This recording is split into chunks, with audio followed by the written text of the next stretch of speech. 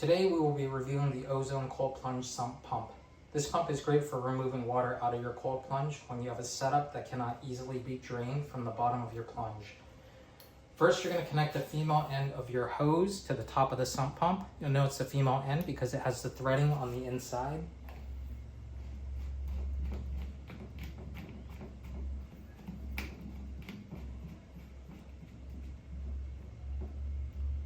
Next, you're going to put your sump pump into the cold plunge. And lastly, you're going to connect the power cord to just a regular standard 110, 120 volt power outlet. As soon as you connect the power cord, the sump pump is going to operate. You'll hear the water going through the hose and out the other end. Once the water is completely removed, you're going to power off the sump pump by disconnecting the power cord, removing the hose from the unit, drying the unit, and then you're all set until the next time you need to drain.